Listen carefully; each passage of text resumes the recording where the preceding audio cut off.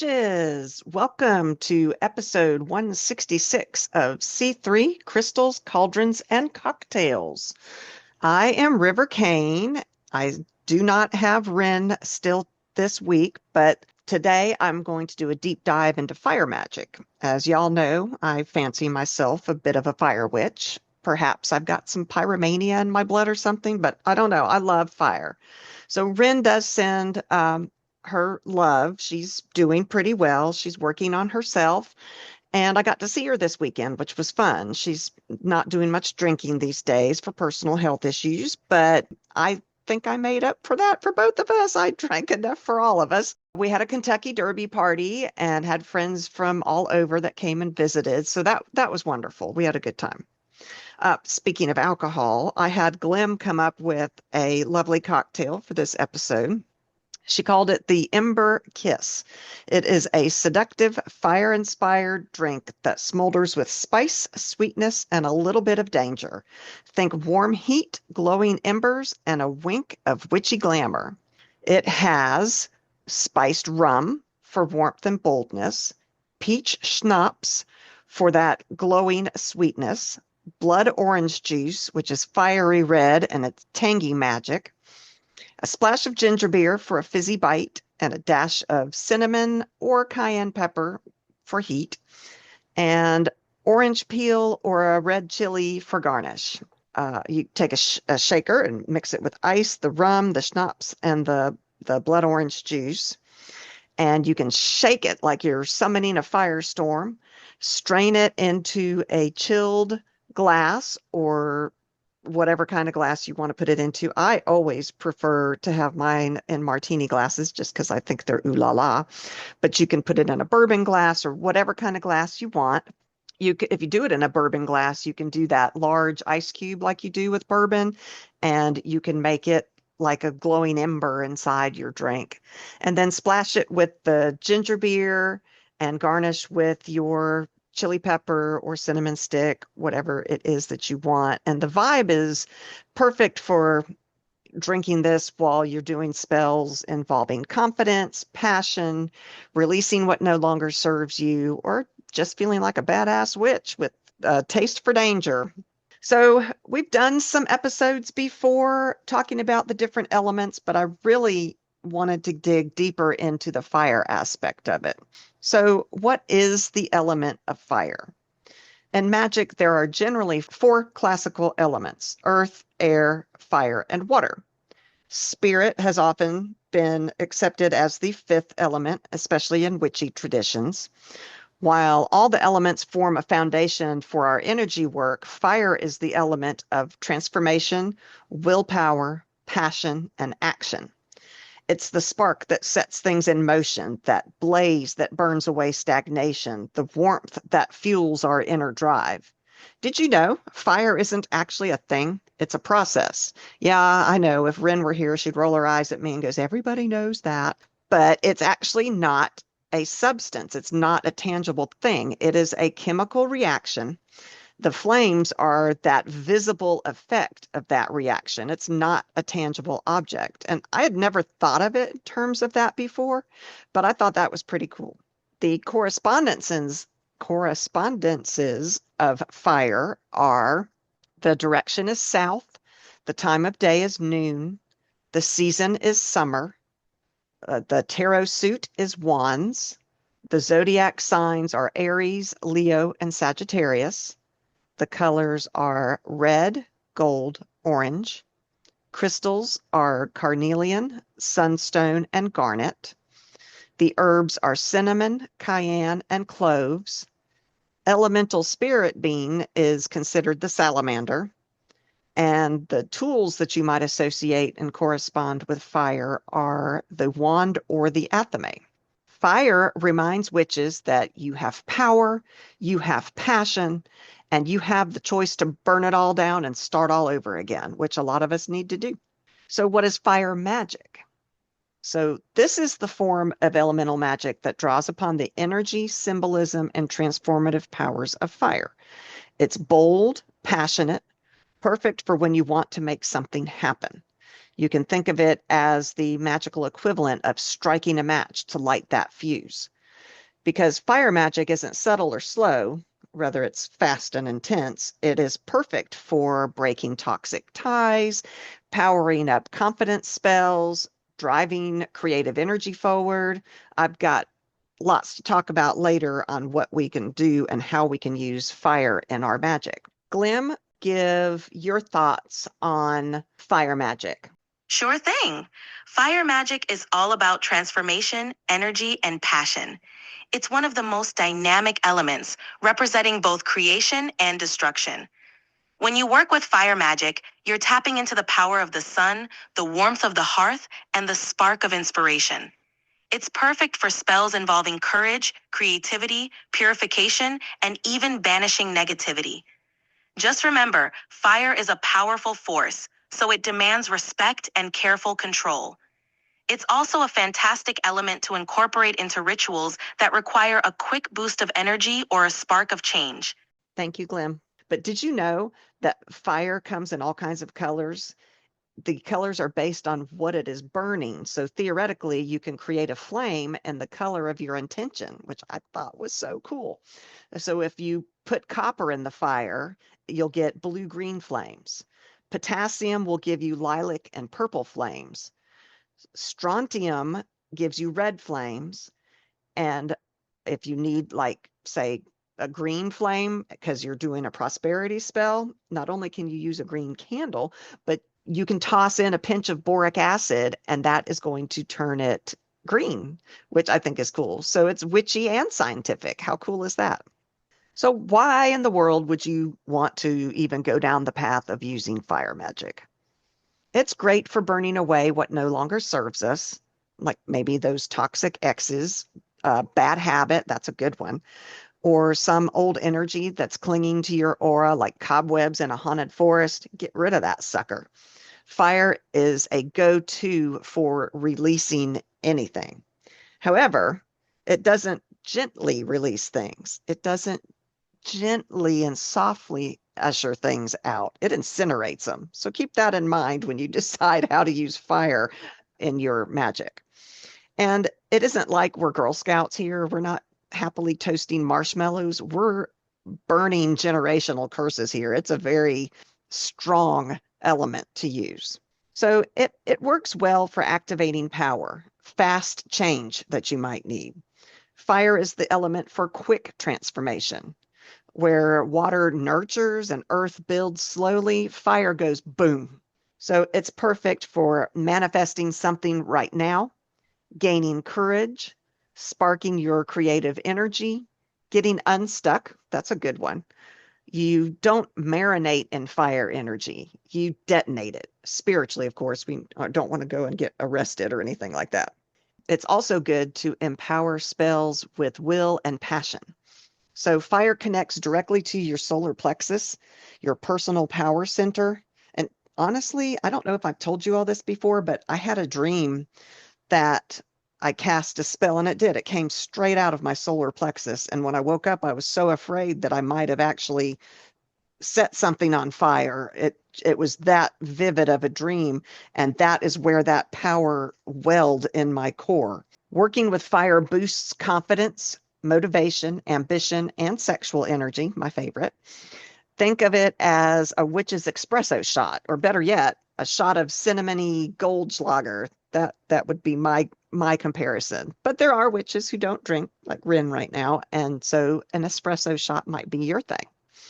Ever notice that when you're planning something romantic, like that super special Valentine's weekend or whatever, candles are almost always included? Because fire adds passion, sexual energy, and lust. So fire is great for sex magic spells. Use fire magic to purify and cleanse. That's a good one. Just like fire would be used to sterilize tools, you can also use it to clear out old spiritual junk. And use fire to cleanse objects via either smoke or the actual flame. Cleanse your own aura through visualization or sun magic. I mean, like, okay, it's getting to be warm here. If it's going to be summertime, go lay out in the sun and let it just visualize that sun cleansing your aura. I love to go and sit outside in the sun for a few minutes at least every day. It's that time of year here. I love to be outside. I love the feel of the sun. It just makes me feel so much better. Also think about Phoenix vibes when you're talking about using magic as a purifying or cleansing option. Phoenix vibes, you burn it down and then you rise from the ashes. So I think that's a great visualization or symbol that you could use in your spells. Use fire magic to connect with deities or elemental spirits. You've got Bridget, Hestia, Ra. These are all great deities that you can commune with on the fire side of things. Use phoenix symbolism, the salamander symbolism in your craft. Fire magic is primal and cathartic. What more reason do you need to use it in your practice than that by itself? Fire feels good. At least to me, it feels good.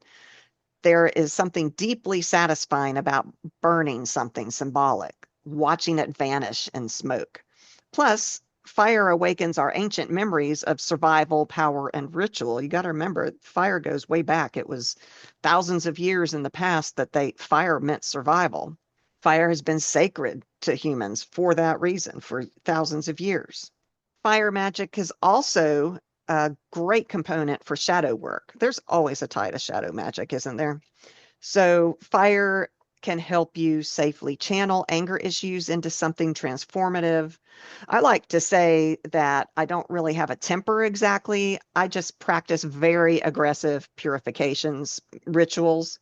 You can use in shadow work, you can use fire for grief rituals, emotional processing. These things often need that destructive but cleansing element, and fire fits that. I've always kind of thought of fire as the original rage therapy. Just add cinnamon and scream it out. I think that might not be how a lot of people do shadow work, but it works for me. So burn that mask, burn the letter, burn that version of yourself that you're trying to leave behind. So what do you think of when we talk about fire magic? People are like, probably the very first thing that came to your mind was candle spells. This is the most popular form of fire magic and probably the easiest form of fire magic. Candle colors combined with the actual flame are super strong and super easy to use in spell work. You can also burn petitions. Write your intention or wish on paper and burn it to send it out into the universe. There is also bonfire magic. Okay, this is one of my favorite things. Before I fell and hurt my little ankles and fell and hurt my head even earlier, Ren and I would always come to my house and have bonfires. And we would love to sit out around the bonfire and just use that energy. It's a very potent energy. And like I said before, it feels good. And part of what makes a bonfire potent is the community that usually comes around it. So whenever she would come over, of course her husband would come, and I would have my kids and my husband, and it just that community around a bonfire creates an energy that's palpable and usable in and of itself. And it's especially strong if you have an entire coven that works around the bonfire, because neither of our husbands consider themselves witches. They just don't. That's not their thing. So, but they still give us their energies just by sitting around and communing around that bonfire where we're chatting and usually having cocktails and that kind of thing. You can do fire scrying, and this is where you gaze into the flames to receive visions or messages.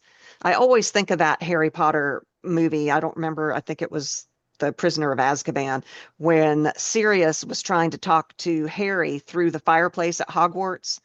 But generally, our messages aren't quite so distinct and lineated, if that's even a word. It's a lot more intuitive when you're gazing at flames in a fireplace. But that's what I always think of.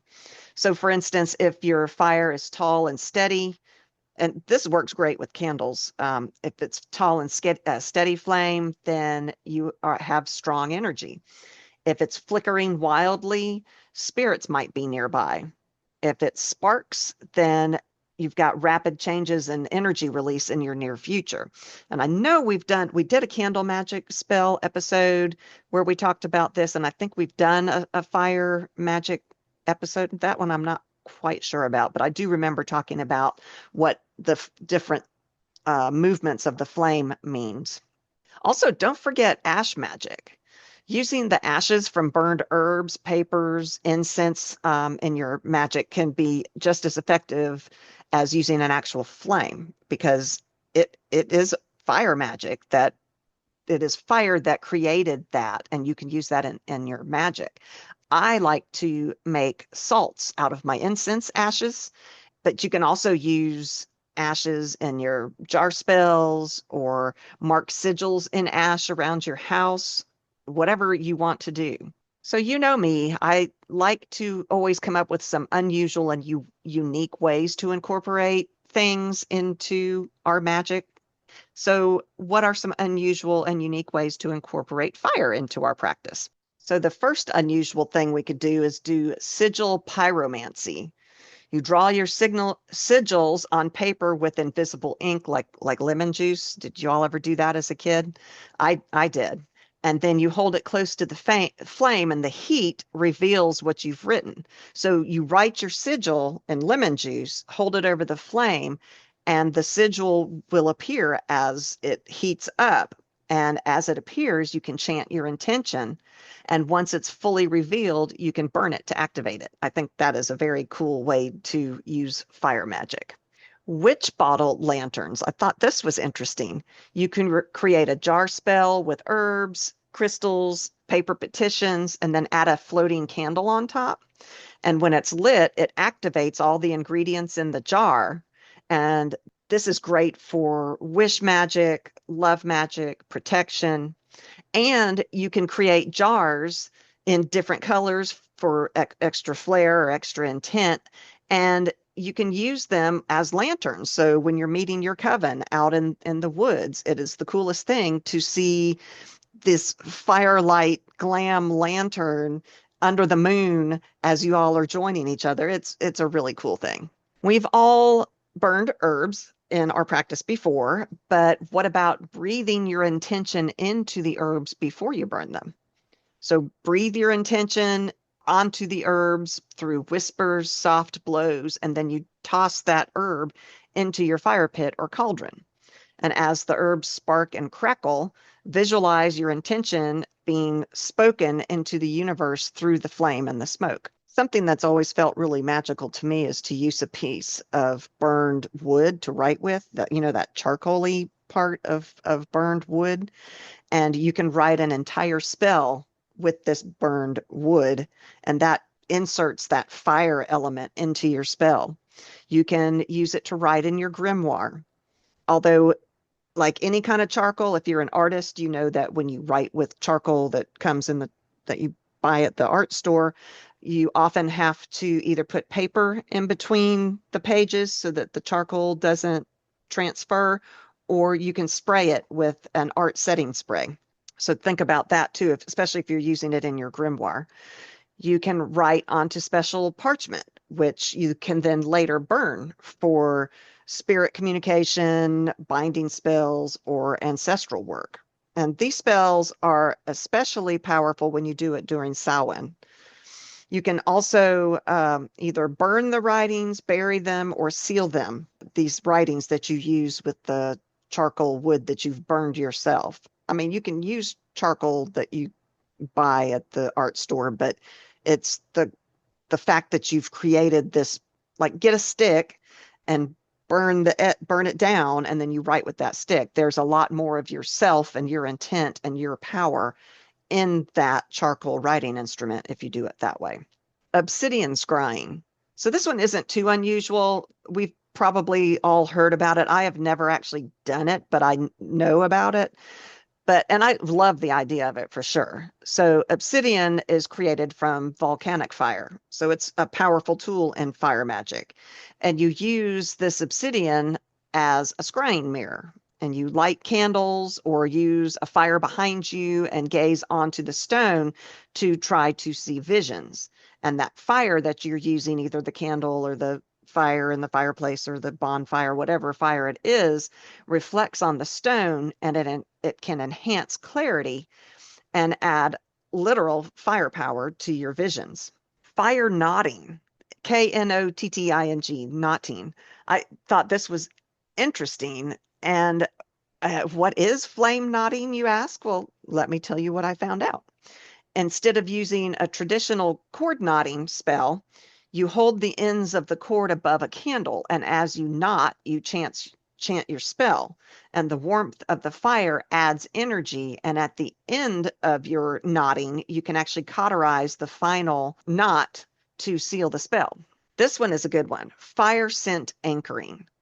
So we talked about scent magic not too long ago, but I hadn't really thought of combining scent with fire. So use a scent and use the same one over and over again every time you do a fire spell or fire magic of any kind. Like maybe you're going to use cloves or firewood or cinnamon or dragon's blood incense. But over time, because you're using that same fire imbued scent, your body and spirit will anchor itself to that scent. And so the more you cast and the more you use this scent in casting spells in the future, it's going to become like reflexive almost. Your future spells will be easier to ignite energetically. And I had never thought of that before. I think that is the coolest thing. So another thing that is an unusual way to use fire magic is to make fire-dyed spell paper. And this is another thing I did as a kid, in addition to writing with invisible ink and that kind of thing. But you carefully burn the edges of parchment paper to make it look ancient and magical. You can use craft paper if you don't want an already printed image on the paper, or if you do want, they have actually at craft stores, you can buy, rather than just the crafty parchment that's got no color to it or might have that ivory color to it, you can buy pre-printed paper. I do scrapbooking, so I have all kinds of paper that has designs on it, and you can use that to burn the edges and burn holes in it and make it brown from the heat of the flame. And you use this paper to write your spells on. You might use it for your any kind of intention work where you create rituals with it. You could use it in your grimoires. You can, what is it that you do? Like I do it every new year, where you put down your intentions on paper with pictures and words that you cut out of magazines and that kind of thing. That is perfect paper because you're adding that fire spell element to that intention. And it's not just that it looks really pretty. Although it does, it looks really pretty when you burn the edges and it's really cool, but it also activates the paper itself with the element of fire and that elemental energy. So when you use that paper for whatever purpose in your spells, it adds that to it. Okay, so not every witch can safely use fire. Maybe you live in an apartment that doesn't allow fire. Maybe you've got children or pets or asthma. So if you do, there are options for using fire magic without actually having to have the flame. That fire magic can still burn bright without being dangerous. So sunlight. You can use the sun as your energy source for fire magic. After all, the sun is this huge giant ball of fire, so its energy is there for you to call upon, and it's available just about every day.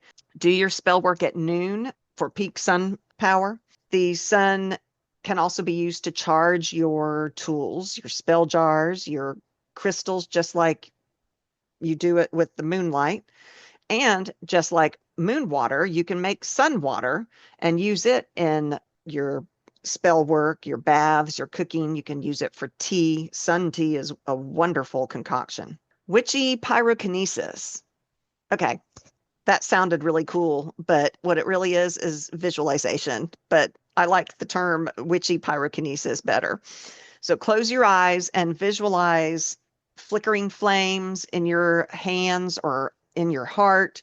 Imagine it growing, consuming obstacles, or igniting your will, or burning your chakras cleansed or something. You can also burn paper in your mind. Watch it curl, just visualize it curling up and turning to ash.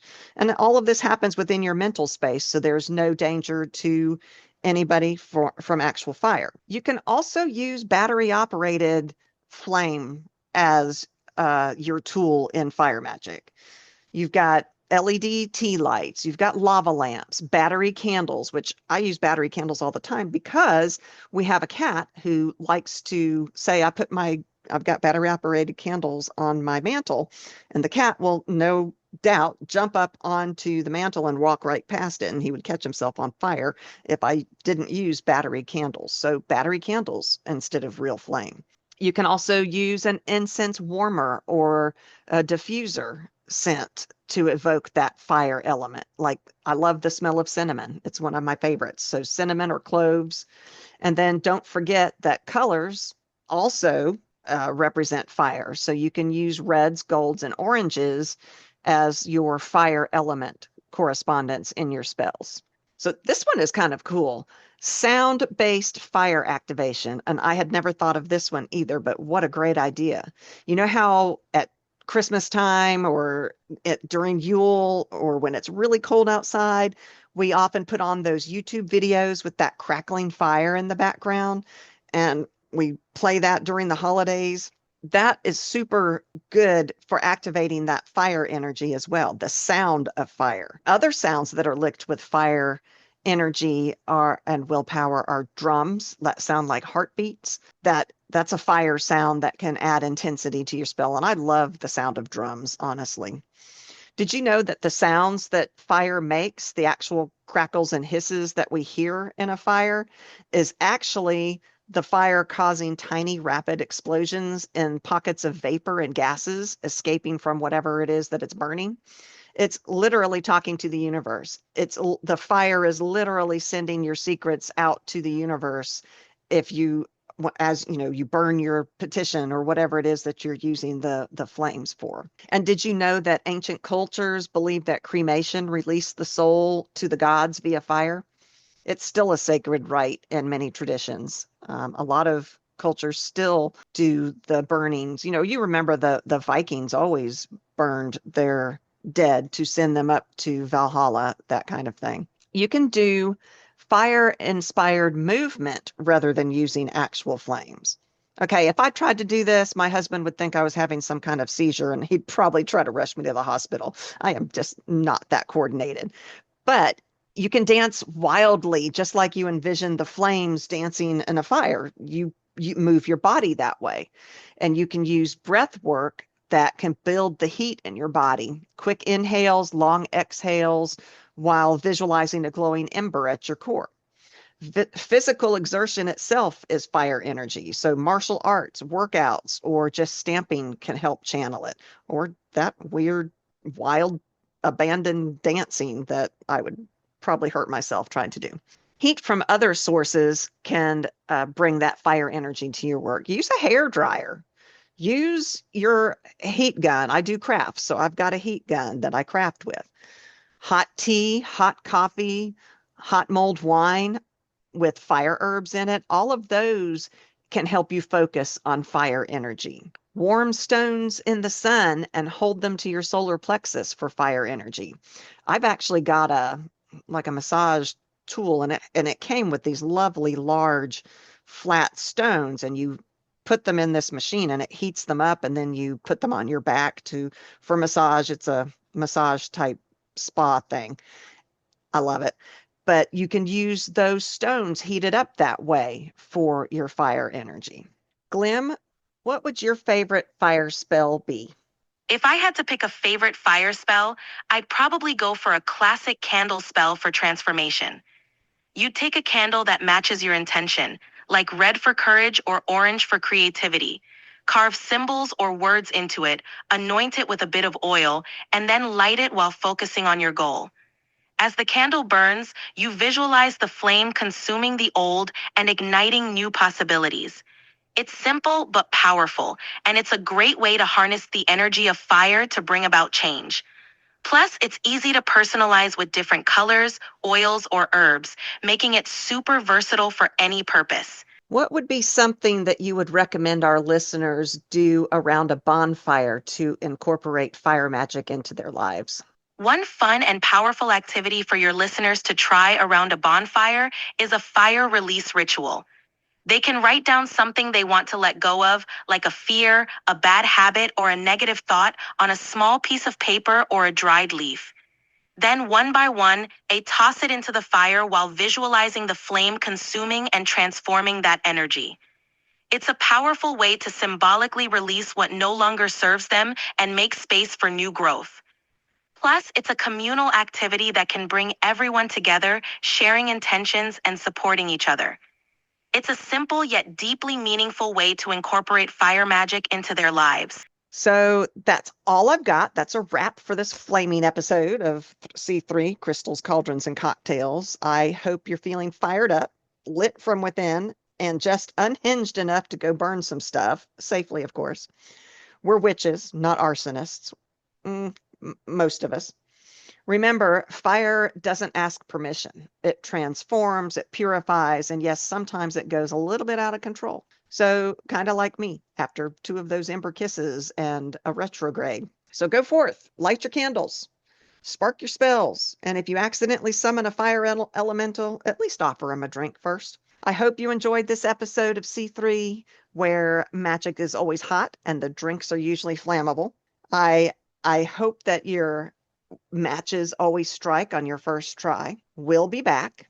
And until then, stay witchy.